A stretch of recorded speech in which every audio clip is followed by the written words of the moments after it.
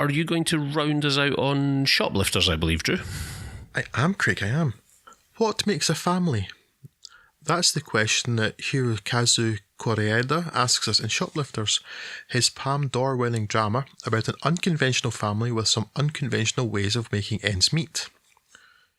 Nobuyo, Sakura Ando, and Osamu, Lily Frankie, work menial jobs in a poor area of the enormous sprawl that is Tokyo, not noted for its reasonable cost of living.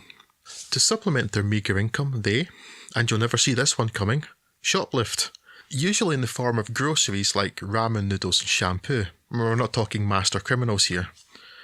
And a crucial part of this shoplifting is Shota, Kairi Gyo, a gifted shoplifting apprentice and the couple's son.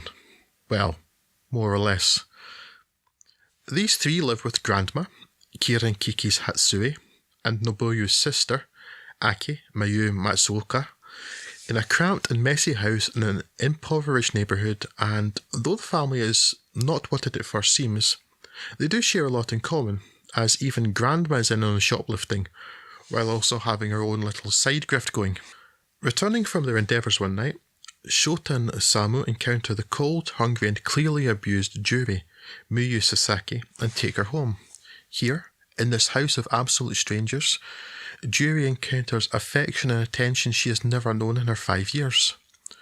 A change of clothes, shoplifted of course, a haircut and a new name, and she's soon adopted.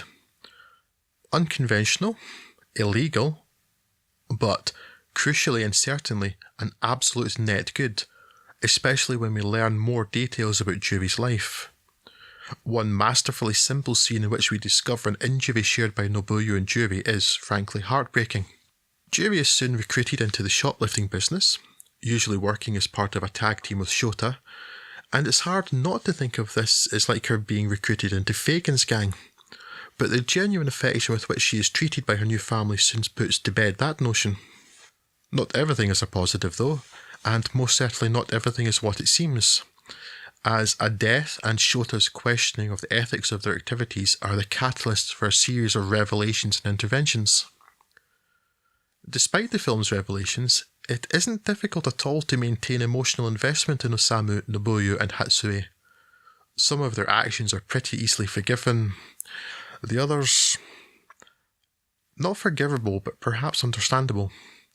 Their clear affection for Shota and Juri, however imperfectly executed, goes a long way to redeeming their worst crimes. If we can be expected to be emotionally invested in characters in Goodfellas or The Godfather, then doing so for these flawed but ordinary people is the lowest of hurdles to clear. Audience forgiveness comes even more freely when the central conceit of the film, what makes a family, is taken into account, as the traditional biological definition is seen to be failing Juri in particular, and we see what harm can be done by doing what might be considered the right, and certainly the legal thing. Shoplifters is clearly influenced by Yasujiro Ozu, and it also made me think of the films of the Dardon brothers and Vittorio De Sica, all of these being very good things, lest you be in any doubt. And it's a moving, tender, detailed and complex film, filled with subtlety and even some suspense, and more than a dash of melancholy, and is, really, offa gid. A large part of this is a universally excellent cast, notably the wonderfully natural performances of the two child actors, this being their first film, as well as Ryuto Kondo's beautiful cinematography and a camera that feels intimate but never intrusive. It would be easy for Shoplifters to have been, if not marred, then certainly tainted by sentimentality. I'm not familiar with the director's other work, something I intend to rectify, but it is a criticism that has apparently been levelled towards him in the past. Instead settling for the much more satisfying emotion. If there's a bum note, it's a single scene wherein Osamu steals from a parked car as young Shota's burgeoning conscience pricks at him.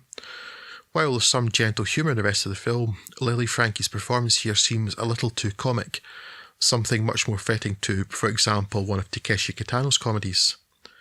And it stands out so much as it's the only scene like it, and it's probably the only scene in the entire piece that I didn't wholeheartedly love. So, like I say, Off a good.